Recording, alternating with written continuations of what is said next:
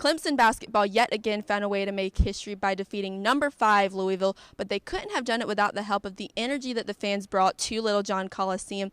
Brad Brownell stated after the game that this atmosphere had his players with so much adrenaline, their hearts were beating out of their chests, and they were asking to come out of the game.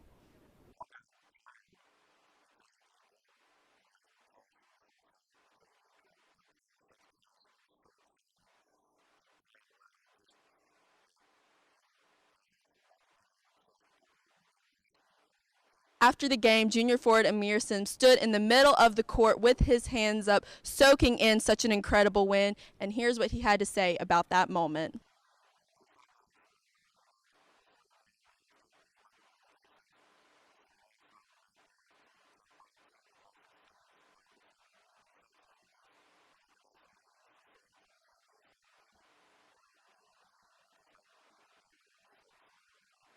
I'm Joanne Bethea here in Littlejohn Coliseum with the Clemson Insider. Keep up with us as we have coverage of the 2019-2020 Clemson men's basketball season.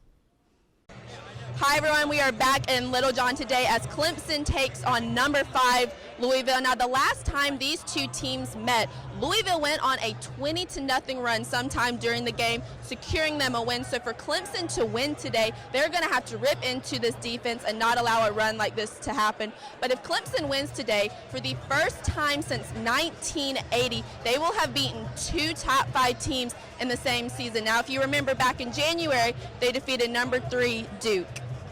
This is Joanne Bethea with the Clemson Insider. Keep up with us as we have live coverage of tonight's matchup. In today's matchup, is going to be on the youngsters. Last time Clemson took the floor against a competitive Louisville, Alex Hemingway came off the bench for the first time since November with his ankle injury and was able to score 8 points. Another freshman, Chase Hunter, added 8 to the Tigers' effort. So for Clemson to be successful today, players like Amir Sims and Clyde Trapp cannot be the only ones to show up. When the freshmen come off the bench, they're going to have to make their time count. I'm Joanne Bethea here in Littlejohn. Keep up with the Clemson Insider as we have live coverage of tonight's game. After a roller coaster of a regular season, Clemson has finally made it to the postseason. Going into the tournament today, they are seeded 8th and will take on 9th seed Miami today at noon. The last time these two teams met was back in December when Clemson lost 73-68. A few facts about Clemson in the ACC tournament: they have never won the tournament, while their opponent today won it one time back in 2013.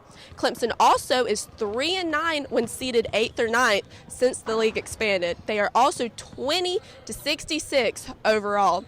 Another thing going against Clemson is the last time they took the court was at home when they lost to Georgia Tech. But against all those odds, head coach Brad Brownell stated that with the ACC tournament comes a new season, and he just needs his guys to be excited to play.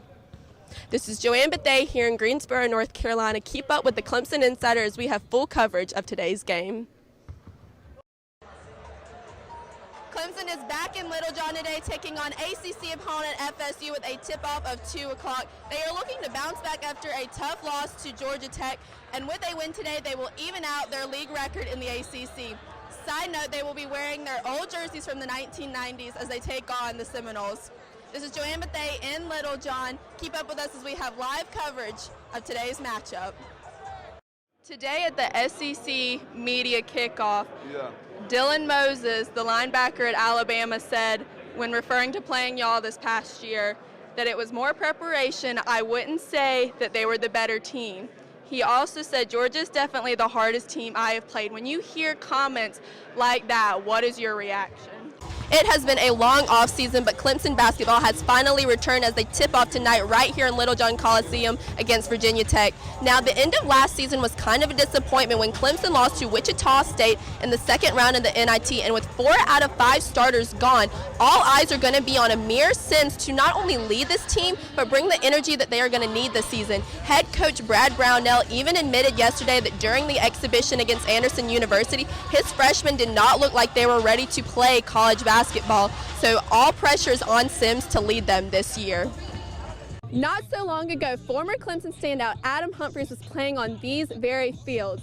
Now he's back for the 3rd year at his own camp to mentor to the young kids of Spartanburg. Clemson's close matchup against an unranked UNC created a lot of questions as to whether this team was still a national contender. But after tonight's dominating victory against Florida State, the Tigers left all doubts on the field. Clemson Insider here in Charlotte, North Carolina at the ACC kickoff. Hey everyone, and welcome to another episode of Cup of Joe. I have a very, very special guest today. It is Fichy Bethea. He was on the very first national championship team. And for all you newcomers, I do not mean the one in 2016. I mean the one back in 1981. He also coached at Tulsa and Catawba, and his biggest accomplishment is being my dad. Panthers tight end Greg Olsen spent his summer coaching his son's Little League baseball team, and on the opening night of training camp right here at Gibbs Stadium, he brought his Little Leaguers to meet his teammates. Today we had a couple of the kids came out, and for a change they got to judge me and yell at me instead of the other way around all summer. So they had fun, run around, get autographs. It's fun for them. The Little Leaguers and their siblings were fortunate enough to meet big-name players such as Cam Newton and Christian McCaffrey, with Christian even admitting he is a huge supporter of the young athletes. I FaceTime Greg after every game, just so you know. For the next 6 months, Greg Olsen's primary focus will be on football instead of baseball as he heads into his 9th season with the Panthers. In Spartanburg, Joanne Bethea, 7 Sports. You started all 34 games last year, but you're the only starter that's left. How can you use that experience, to lead this team and to help guys transition into starting roles? Going off of spooky things that Clemson's offense can do, I think my spooky prediction for this Saturday is that Travis Etienne is going to get a career high for rushing yards. He did it at the very beginning of the season with 205, and this offense is just clicking literally on all cylinders right now. I know that Dabo and company are saying, there's still a lot to improve on, but after seeing how they performed against Boston College, I can only imagine what they can do against Wofford this Saturday. So that's my spooky prediction, is that Etienne is going to get a career high this Saturday.